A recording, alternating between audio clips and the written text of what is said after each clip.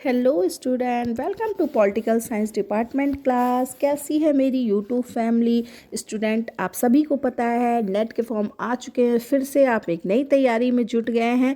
तो चलिए आज हम इसी से रिलेटेड क्वेश्चन आंसर और साथ ही साथ लोकतंत्र से रिलेटेड सारे भी इंपॉर्टेंट टॉपिक आपके लिए लेके आए हैं। अगर चैनल पे नए हैं तो इसे सब्सक्राइब करना मत भूलिएगा प्लीज़। इसे लाइक और शेयर भी ज़रूर कीजिएगा, क्योंकि आप सभी के एक छोटे से कदम से मेरा बहुत सारा उत्साह बढ़ता है। चलिए शुरू करते हैं। लोकतंत्र, प्रतिनिधित्व और भागीदारी, इससे संबंधित आज हम आपको महत्वपूर्ण बातें बताने वाले हैं। स्टूडेंट, प्लेटो से लेके आज तक राजनीति विज्ञान में लोकतंत्र हमेशा से चर्चा का विषय रहा है। लोकतंत्र के जो अंग्रेजी पर्याय हैं डेमोक्रेसी, उस शब्द की उत्पत्ति ग्रीक मूल के शब्द डेमोस से हुई है, जिसका अर्थ है जनसाधारण। इसमें क्रेसी शब्द जोड़ा गया है जिसका अर्थ है शासन या सरकार। इस तरह लोकतंत्र शब्द का जो है मूल अर्थ वो है जनसाधारण या जनता का शासन। स्टूडेंट, अब्राहम लिंकन ने लोकतंत्र की जो परिभाषा दी है वो इसके शब्द और अर्थ के बहुत ही ज़्यादा निकट हैं। इनके अनुसार लोकतंत्र जनता का, जनता के द्वारा और जनता के लिए स्थापित शासन प्रणाली है। जेम्स ब्राइस के शब्दों में हम कह सकते हैं कि लोकतंत्रीय प्रणाली में शासन या सत्ता का अंतिम सूत्र जनसाधारण के हाथों में रहता है, ताकि सार्वजनिक नीति जनता की इच्छा के अनुसार और जनता के हित साधन के उद्देश्य से बनाई जाए और कार्यान्वित की जाए। स्टूडेंट, लोकतंत्र के विकास का इतिहास बहुत ही ज़्यादा पुराना है। इसका आधुनिक रूप पश्चिमी समाज में 17वीं और 18वीं शताब्दी और उसके बाद भी ये आगे उभरता हुआ दिखाई पड़ता है। पश्चिम में पुनर्जागरण, सुधार और प्रभुत्व के दौर में लोकतंत्र का वर्तमान स्वरूप विकसित हुआ। गौरव में क्रांति और अधिकार पत्र जो 1689 ने शासकों की अपरिमित शक्तियों को कम करके उन्हें शासितों के प्रति उत्तरदायी बनाया था। स्टूडेंट, अमेरिकी स्वतंत्रता संग्राम जो 1776 में हुआ था और फ्रांसीसी क्रांति जो 1789 में हुआ था, उसने लोगों के अधिकार और स्वतंत्रता, समानता, भ्रातृत्व पर बल दिया। तो 1848 में गैर आंग्ल फ्रेंच यूरोपीय देशों में हुई क्रांति और बाद में मत अधिकारों के प्रसार से इस बात ने फिर से पुष्टि की कि सरकार जनता की सरकार होनी चाहिए। सर्वहारा क्रांति के बाद से कल्याणकारी राज की विचारधारा ने लोकतांत्रिक सिद्धांतों की बची खुची कमी को पूरा कर दिया, यानी कि सरकार जनता के लिए होनी चाहिए। स्टूडेंट, लोकतंत्र के समर्थक लोकतंत्र की संस्थाओं और प्रक्रियाओं पर बहुत ही ज़्यादा विशेष बल देते हैं। उदार लोकतंत्र के समर्थक एक से अधिक राजनीतिक दलों में राजनीतिक सत्ता के मुक्त प्रतिस्पर्धा को, सार्वजनिक वयस्क मत अधिकार पर आधारित आवधिक चुनाव को, नागरिक स्वतंत्रताओं की व्यवस्था और न्यायपालिका की स्वाधीनता का समर्थन करते हैं। इस तरीके से लोकतंत्र एक शासन प्रणाली के साथ एक जीवन पद्धति के रूप में स्वीकार किया जाता है। ठीक है, तो ये तो हो गया, हमने लोकतंत्र के विषय में एक छोटा सा परिचय आपको दिया था। अब हम बात करेंगे पॉइंट टू पॉइंट, जो महत्वपूर्ण आपका समझिए एक एक लाइन आपके लिए एक एक क्वेश्चन का काम करेगा। प्रजातंत्र वो शासन प्रणाली है जिसमें हर व्यक्ति का भाग होता है। ये कथन किसका है? ये कथन है सीले का। प्रजातंत्र वो शासन व्यवस्था है जिसमें जनता का अपेक्षाकृत बड़ा भाग शासक होता है। ये कथन किसका है? ये कथन है डायसी का। और लोकतंत्रीय पद्धति राजनीतिक निर्णय लेने की ऐसी संस्थात्मक व्यवस्था है जिसमें व्यक्तियों को जनता के वोटों के लिए प्रतियोगितात्मक संघर्ष के माध्यम से निर्णय लेने की शक्ति प्राप्त होती है। ये कथन किसका है? ये कथन है जेम्स ब्राइस का। स्टूडेंट, बार बार वीडियो को देखेंगे तो आपको सारे क्वेश्चन याद हो जाएंगे। और ये भी क्वेश्चन आंसर नहीं है, ये तो मैं पॉइंट टू पॉइंट, आप चाहे इसको डेफिनेशन कह लीजिए चाहे कथन कह लीजिए, ऐसे क्वेश्चन भी आपके एग्जाम में पूछे जाते हैं कि ये कथन किसका है, तो इसलिए मैं ये बता रही हूँ। स्टूडेंट, लोकतंत्र की पुरातनवादी सिद्धांत की प्रथम सचेतन अभिव्यक्ति जॉन लॉक के चिंतन में देखने को मिलती है। उनके अनुसार शासन का आधार जनता की सहमति है और सरकार एक ट्रस्टी है जिसकी स्थापना कुछ निश्चित उद्देश्यों के लिए की गई है। तो ऐसा भी क्वेश्चन पूछा जा सकता है कि किसके अनुसार शासन का आधार जनता की सहमति है और सरकार एक ट्रस्टी है जिसकी स्थापना कुछ निश्चित उद्देश्यों के लिए की गई है। तो आप बता सकते हैं जॉन लॉक। ठीक है।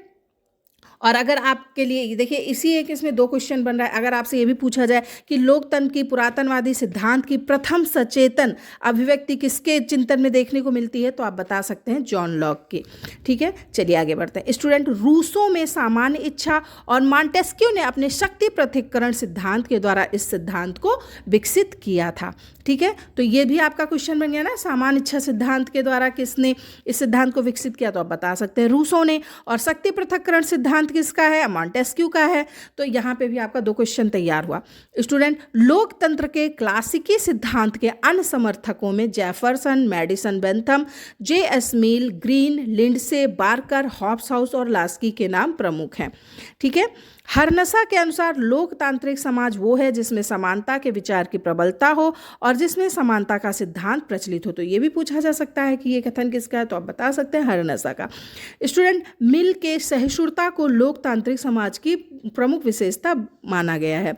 तो ये भी क्वेश्चन आपका बनता है कि सहिष्णुता को लोकतांत्रिक समाज की प्रमुख विशेषता किसने माना, तो आप बता सकते हैं मिल ने। नेक्स्ट क्वेश्चन, हॉकिंग्स ने लिखा कि लोकतंत्र चेतन और अचेतन मन की एकता है। ये भी आपका एक क्वेश्चन बन रहा है। बेंथम के अनुसार सभी को एक गिना जाना चाहिए, एक से अधिक नहीं। कार्लाइल का मत है कि विश्व में एक योग्य व्यक्ति के साथ 9 मूर्ख होते हैं। सभी को समान राजनीति शक्ति के परिणाम स्वरूप मूर्खों की सरकार की स्थापना होती है। तो अगला है, फैगेट ने लोकतंत्र को अयोग्यता भरा शासन कहा। यह क्वेश्चन आपका पूछा भी जा चुका है, फिर आ सकता है कि किसने लोकतंत्र को अयोग्यता भरा शासन कहा, तो आप बता सकते हैं फैगेट ने। H.G. वेल्स ने बुद्धिहीन और अज्ञानिकों का शासन कहा है। और बर्स ने ठीक ही लिखा है कि प्रजातंत्र जिस सभ्यता को जन्म देता है वो दूषित, साधारण और मंद होती है। ब्राइस का मानना है कि लोकतंत्र में केवल पढ़ना सिखाया जाता है, सोचना और निर्णय करना नहीं। एक लाइन आपके लिए बहुत ही इंपॉर्टेंट है, वीडियो को पूरा देखिएगा। लोकतंत्र के विशिष्ट वर्गवादी सिद्धांत का समर्थन रॉबर्ट मिशेल्स, सुपीटर, रोमोंद आरी जे सार्टोरी और मैनहाइम ने किया। स्टूडेंट, जोसेफ ए सुपीटर के अनुसार ये सच है कि लोकतंत्र में राजनीतिक निर्णय नेताओं के द्वारा लिए जाते हैं, लेकिन जनसाधारण के वोट पाने के लिए वहाँ नेताओं में खुली प्रतिस्पर्धा होती है। रेमेद आरो ने माना कि लोकतंत्र में विशिष्ट वर्ग की बहुलता होती है और लोकतंत्र के बहुलवादी सिद्धांत का समर्थन F.A. बेंटली, डेविड्स मैन और रॉबर्ट डेहल ने किया।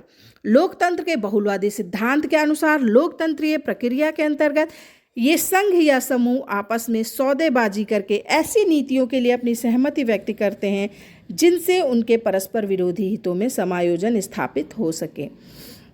स्टूडेंट, सहभागिता मूलक लोकतंत्र के सिद्धांत का समर्थन कैरोल पेटमैन और C.V. मैक्सफर्सन ने अपनी चर्चित कृत democratic theory essays in retrieval में किया। प्रतिनिधित्व के प्रतिक्रियावादी सिद्धांत का समर्थन एडमंड बर्क और जेम्स मैडिसन ने किया। प्रतिनिधित्व के यथास्थितिवादी सिद्धांत का समर्थन बर्क और जेम्स मैडिसन ने किया। प्रतिनिधित्व के क्रांतिकारी सिद्धांत का समर्थन रूसो ने किया।